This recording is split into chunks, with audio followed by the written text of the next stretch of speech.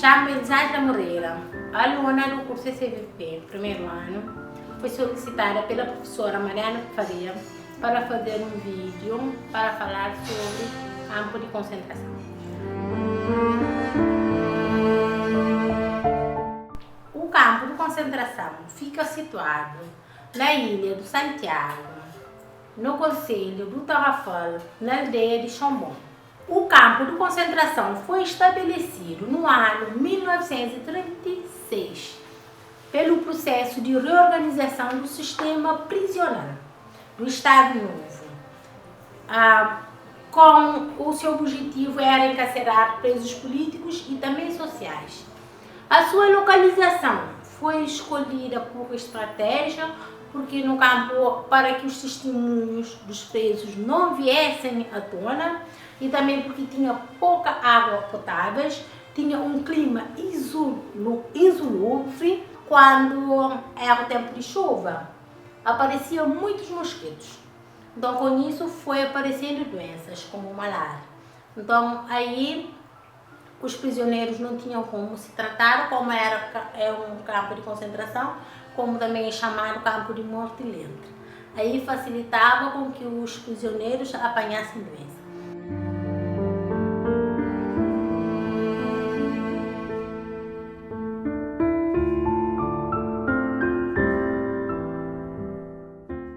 Teve duas fases. A primeira fase, que foi de 1936 a 1954, que estava destinados a operários portugueses.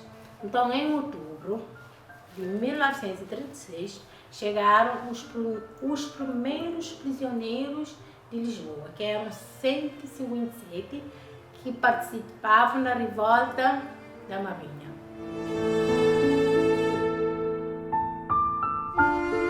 Eles foram os primeiros presos que chegaram no campo de concentração do Tarrafal.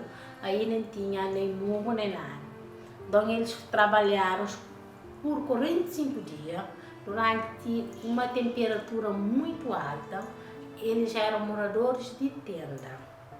Então foram eles a construir o muro do campo de concentração do Tarrafal.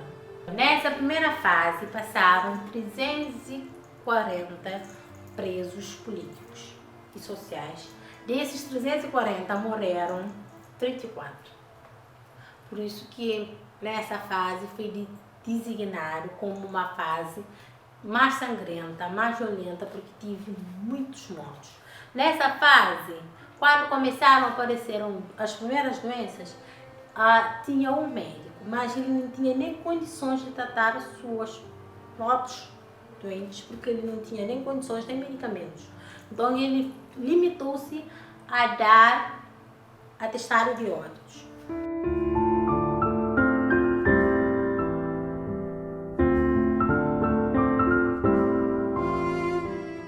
E também nessa fase teve vítimas ilustres, como o senhor João Bento Gonçalves, que era o dirigente do Partido Comunista.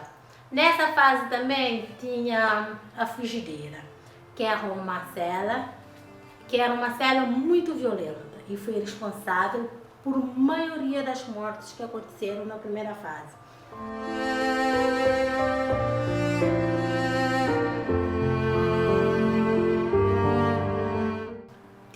Tinha uma temperatura muito alta. Os prisioneiros ficavam sem comer, sem água e sem sol.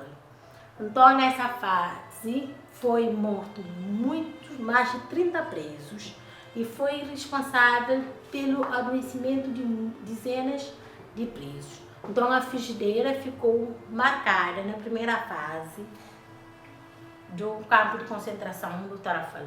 A frigideira é a altura de pouco mais de um homem, não é? O que fazia concentrar o calor é que não tinha telhado, não era aberto, mas era um telhado de cimento armado, direito. Era pão e água em dias alternados, 70 dias. Eu perdi pelo menos 20 quilos. Eu saí de lá esqueleto, não é? E a vomitar sangue, eu e o bacilo. Na segunda fase,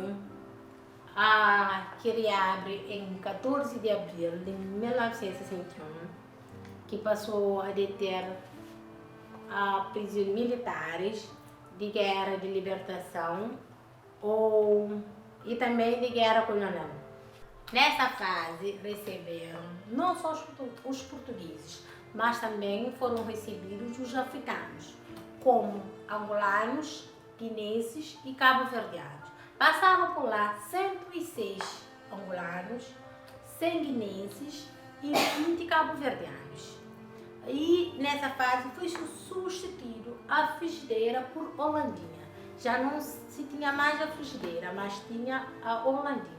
A Holandinha que era um espaço muito pequeno, que só cabia uma pessoa. Se estava de pé ficava um bocadinho mais largo, se estava deitado um bocadinho mais largo e se estava sentado é quase a mesma estrutura.